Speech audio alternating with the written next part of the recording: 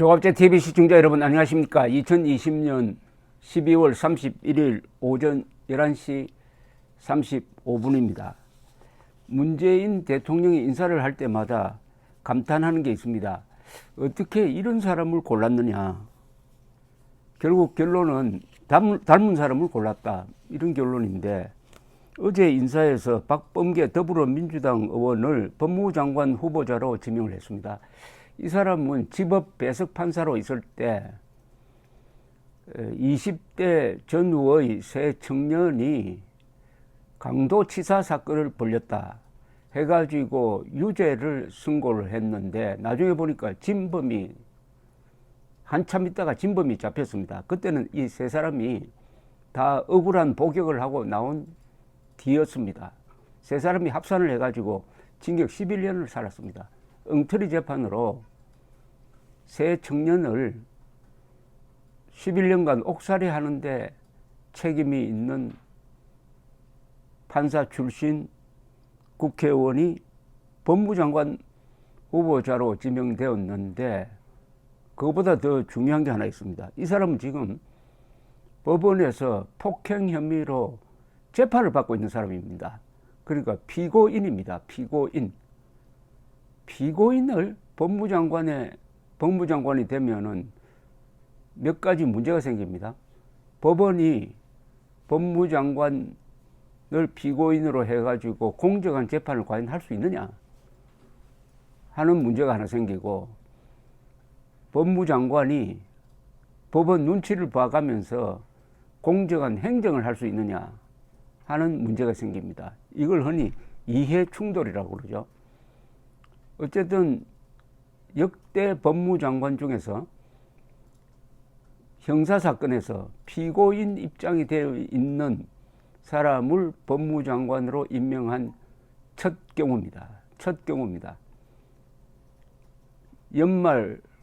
연말에 문재인 대통령이 또 새로운 기록을 세웠습니다. 신기록을 세웠습니다. 신기록을 계속 세우다가 보면 대한민국이 신천지가 되죠. 그래서 법조계에서는 택시 기사 폭행 이용구 차관 논란도 해결되지 않았는데, 국회 폭행 혐의로 재판을 받는 정치인을 법무장관으로 지명하는 건 부적절하다는 지적이 나오고 있다고 언론이 지금 보도를 하고 있습니다. 권성동 국민의힘 의원은 페이스북에 올린 글에서 이 문제를 지적을 했습니다. 이 사람 검사 출신입니다. 문재인 대통령은 헌정사상 최초로 법무장관이 지휘하는 검찰에 의해 기소된 형사 피고인인 박범계 의원을 법무부 장관 후보자로 지명했다. 제가 기억하는 한 역대 대통령들이 형사 피고인을 장관에 임명한 전례가 없다. 결과적으로 문 대통령은 박 후보자에 대한 검찰 기소를 인정하지 않는다는 내심의 의사를 표출한 것이라고 비판을 했습니다. 이 사람이 폭행 혐의로 이 재판에 넘어간 것은 지난해 4월 연동형 비례대표제를 포함한 선거법 개정안과 고위공직자범죄수사처 설치법 등을 패스트 트랙으로 지정하는 과정에서 여야가 충돌한 경우입니다. 이 여야 양측에서 서로 고소 고발이 이어져 가지고 여야 의원들에 대한 수사가 진행되었고, 검찰은 지난 1월 황교안 당시 당대표 등 당시 자유한국당 관계자 27명, 이종걸, 박범계 의원 등 민주당 10명, 총 37명을 기소를 했습니다. 그런데 이 검찰 수사 결과 발표에 따르면 패스트트랙 관련 폭행 사건에 연루된 상당수는 기소유예 처분을 받았습니다. 한국당의 경우 기소유예 48명, 약식명령 청구 11명, 불구속 기소 16명. 요 정도가 심하면 이제 기소가 되는 거죠. 불구속 기소 16명. 민주당은 기소유예 40명, 약식명령 청구 2명, 불구속 기소 8명. 검찰은 범행 행위, 유형력 행사 정도, 역할 및 지위 등을 종합적으로 고려하여 가벌성이 크지 않는 경우 기소유예 처분했다. 벌할 가치가 적다는 뜻입니다. 가벌성이란 말은. 그러나 불구속 기소 대상은 좀 심했다는 이야기죠. 적극적 유형력 행사 또는 피해 정도가 중하거나 행위 태양이나 폭행 경위에 비춰 불구속 기소했다는데 박범계 씨가 이 중 한 명이었습니다. 박 의원은 표창원 당시 민주당 의원 등과 함께 지난해 4월 26일 국회 625호 회의실 앞에서 앞을 가로막는 한국자유당 당직자 등을 공동으로 폭행한 것으로 조사되었습니다.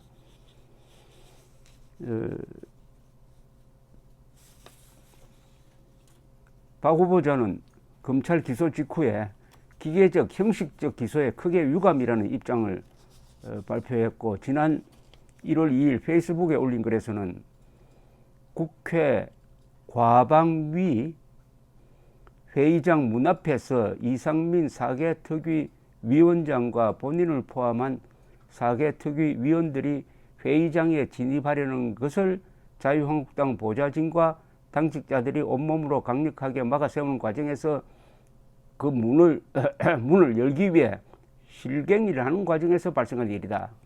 주먹 가격이나 멱살 잡기 등과 같은 일은 일어나지 않았다. 뭐 이렇게 설명을 했습니다. 이 판단은 앞으로 법원이 내리겠죠. 그런데 마음 편하게 내릴 수 있느냐 하는 것이고, 이런 줄 알면서도 다른 장관 자리도 아니고 법무장관 자리에 임명한 문재인 대통령의 법의식은 참으로 한심하다고 밖에 이야기할 수가 없습니다.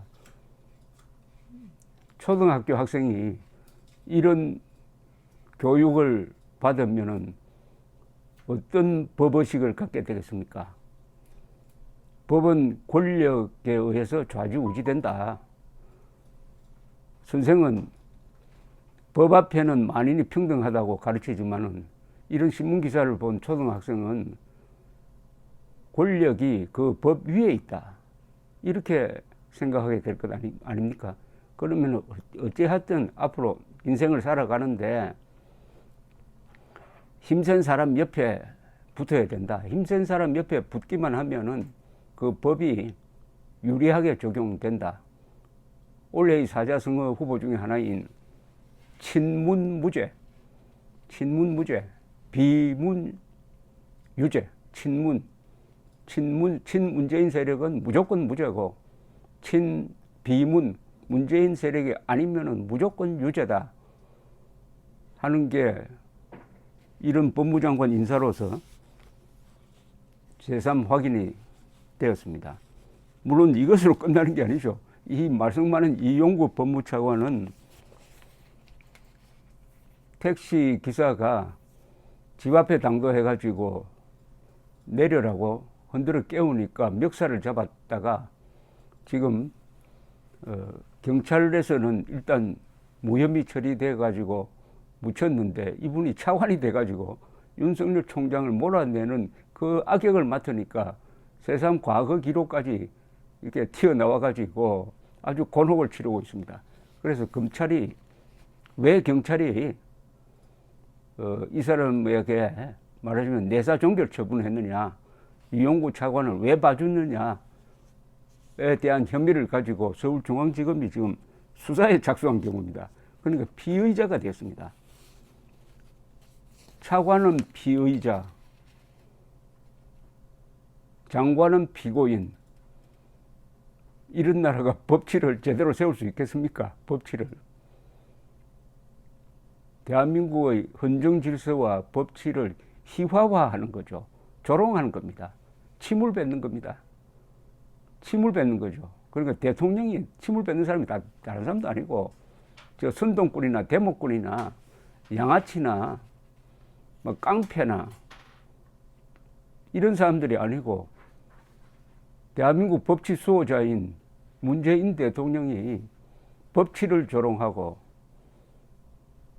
법의 가장 중요한 기능인 공정성, 객관성, 독립성을 훼손하는 인사를 통해서 대한민국 법치에 침을 뱉는 인사를 했다. 인사청문회에서 따지겠죠. 그 결과는 여러분들이나 저나 다 아는 결말이 될 것입니다. 문재인 대통령은 임명을 강행할 겁니다. 임명을 강행할 겁니다. 그럼 그것으로 끝이냐? 거기에 대한 국민들의 반응이 필요한 것 아니겠습니까? 대통령이 멋대로 하면은 국민도 멋대로 한다. 이거죠. 국민이 멋대로 하는 권리 중에 가장 중요한 것이 국민 저항권입니다. 대통령이 노골적으로 법을 위반하고 그리고 거기에 대해서 아무리 야당이나 언론이 시정을 요구해도 말을 듣지 않는다. 그때 마지막 수단으로 국민들이 손에 뭘 들고 나오는 걸 국민저항권이라고 합니다. 국민저항권은 우리나라에서 2번 인정이 되었습니다. 판례를 통해서 4.19 그리고 1980년 5.18 때의 광주 사태의 경우였습니다. 둘 다 피를 흘렸습니다. 그러니까 국민저항권을 국민들이 발동하는 것은 최후 수단으로 하는 거니까 문재인 대통령이 국민들을 약올려 가지고 국민들이 마지막 수단에 호소하지 않도록 또 새로운 한 해가 밝으니까 한번 작심해 가지고 이 인사를 취소할 수 없을까 하는 생각을 한번 해보았습니다. 감사합니다.